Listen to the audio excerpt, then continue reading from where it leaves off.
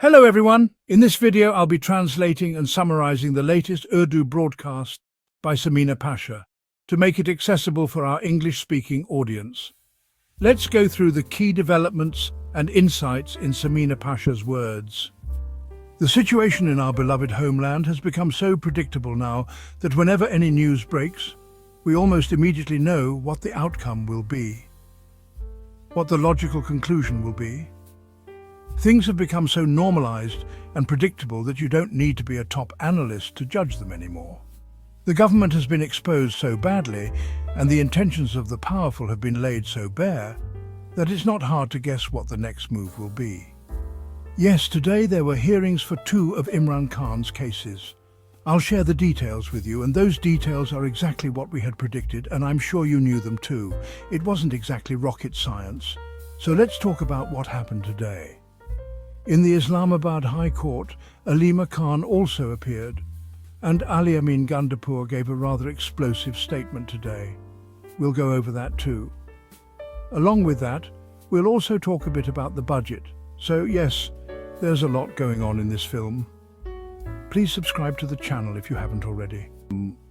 First, let's talk about Imran Khan's cases. Today, there was supposed to be a hearing of the Al-Qadir Trust case in the Islamabad High Court. The hearing date of June 11th had been set by the court itself post-Eid.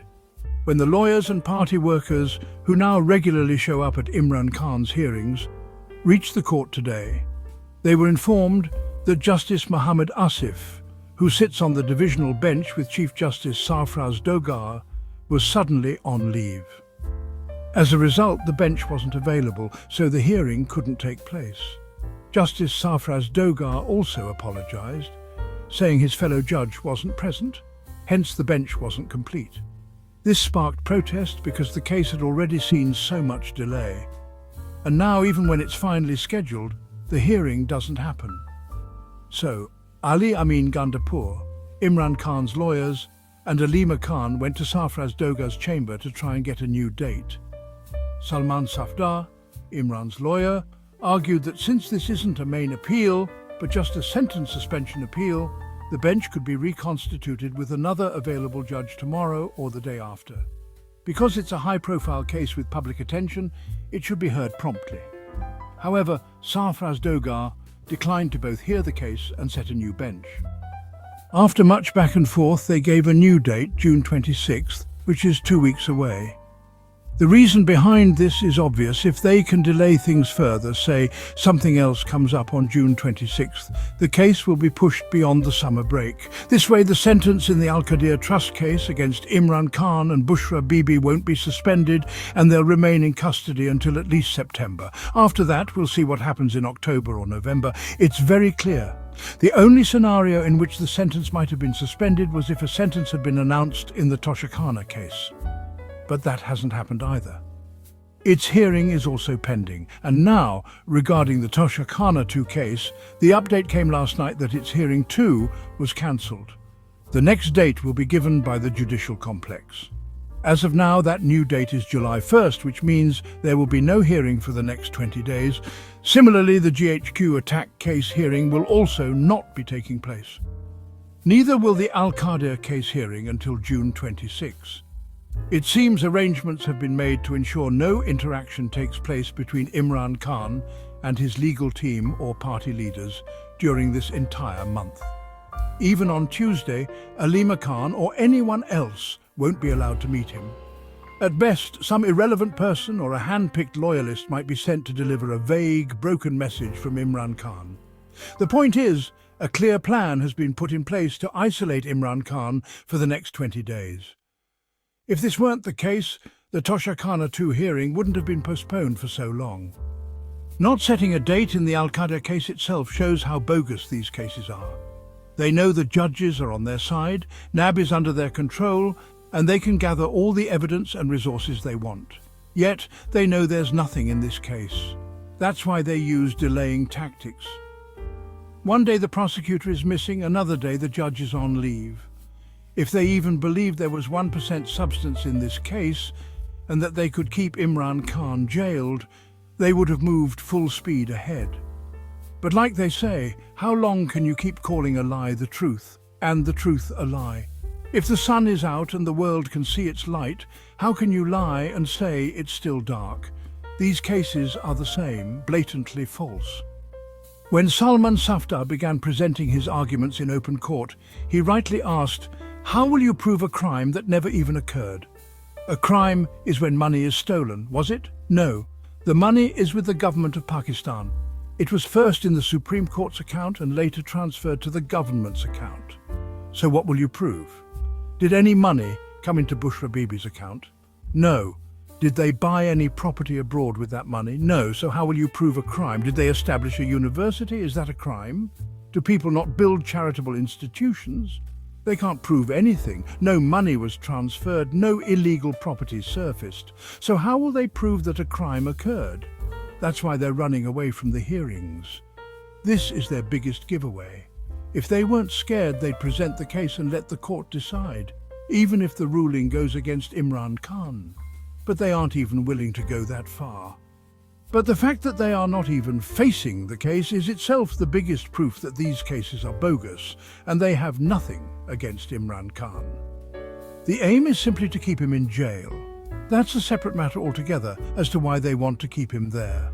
And that's why such excuses are being made. Sometimes the judge disappears, sometimes NAB backs out, sometimes the lawyer is missing, sometimes there's a storm, someone falls sick. There's always something. But the hearings just don't happen, and the cases aren't pursued. Today, even Salman Safdar seemed quite frustrated. He said that if a judge can't understand this case in 3 minutes, even if he's an incompetent one, he'd explain it in 30 minutes. But honestly, it doesn't require a minute more. This case doesn't go beyond that. That's exactly what they're afraid of, which is why the hearings don't proceed. That's the whole story. The real issue remains, they don't want Imran Khan to be released. Alima Khan also pointed this out today, saying clearly that there's no intention to release Imran Khan. And all this talk, people claiming good news is coming or negotiations have started, or that a message has been sent. None of that is true. She's absolutely right. Right now, the government doesn't seem to be under any pressure that would compel them to release Imran Khan. The only times some movement happened in the past were when there was a call for protest or when there was external pressure, perhaps from foreign quarters. Then yes, some talks might have occurred, but Imran Khan rejected those dealings. Somehow, the government managed to handle the pressures. Somewhere they used force, elsewhere they offered business incentives to foreign nations or provided certain services. They managed the situation. Right now, there is no pressure on them to release Imran Khan. A new wave of pressure could come if Imran Khan launches the possible movement he's announced, though the reasons and date are yet to be revealed. If a massive public wave rises, if it becomes a problem for the government, only then might pressure mount to speak with Imran Khan. Otherwise, as of now, at the time I'm recording this vlog, there is absolutely no pressure. That much is confirmed. That's why today Alima Khan lashed out at the lawyers too, saying after the 26th Amendment, the judiciary has completely surrendered. No lawyer matters today because decisions aren't being made based on their arguments. They're being made elsewhere. No judge has authority either because they're not independent to deliver rulings as they see fit. Alima Khan also criticized the legal organizations for not taking a stand when it mattered. Perhaps if they had, their institutions wouldn't be in this state today. Ali Amin Gandapur and other leaders were present today too. There was also a protest and workers had gathered. Ali Amin Gandapur's speech today was quite the spectacle. He said, "Well, enough is enough. We can't tolerate this anymore. There's no actual case, and yet he's being kept in jail. Let me make it clear, we will now resist, and this time our resistance will succeed. Because earlier we didn't know they would open fire on us, now we do. So this time when we come, we'll bring arms with us. Our religion permits us to defend ourselves. If they fire at us, we'll fire back." He added, "Remember, we'll come armed." He made dramatic declarations like, "I'll dig tunnels to reach there. I'll come from the mountains. I won't tell anyone my path. And I'll arrive no matter what." First of all, no such call has been given by Imran Khan to march on Islamabad. So this is all baseless bravado, talking about coming from here or there. Secondly, Imran Khan has never supported violence in any of his protest movements. He has always called for peaceful protests. So how can someone on their own insert an element of violence and say, "We'll come armed"? These kinds of statements essentially hand the government a license to act against you, and they don't need much encouragement. They've filed cases, opened fire and made arrests even against peaceful people. If you now say things like this, they'll just amplify it on TV. Look, this wasn't peaceful protest. They were coming to attack, they were violent, they were armed. So then the government will say, of course we cracked down on them. You've handed them the justification on a platter. That's why I believe Ali Amin Gandapur's statements were completely baseless and irresponsible. They aren't going to achieve anything. On the contrary, such comments only weaken Imran Khan's movement. Alima Khan herself stopped him today, saying Imran Khan has not given any call to protest in Islamabad. She made that clear. But still, Ali Amin Gandapur continues with these actions that only harm Imran Khan's struggle. If you are genuinely aligned with Imran Khan's movement, you should stick to his plan, not introduce violence on your own. It seems deliberate. These kinds of statements do not help PTI or Imran Khan, they only benefit the government. Honestly, I feel Ali Amin Gandapur will still be saying in 2035, "It's do or die now," because that's what he says every time, at every protest, and then he disappears. What's he ever done? So, his words just aren't reliable. If he ever stands firm in protest and plays a decisive role, maybe then we'll believe him. But the truth is, based on his record so far, PTI workers don't place much trust in him. That's why they're looking toward Alima Khan, toward Salman Akram Raja. They're watching for the actual roadmap that their leader Imran Khan gives. As for Barrister Gohar, Ali Amin Gandapur and others, they've been tried and tested. The workers don't have high expectations from them anymore. In the end, Ali Amin Gandapur said something else.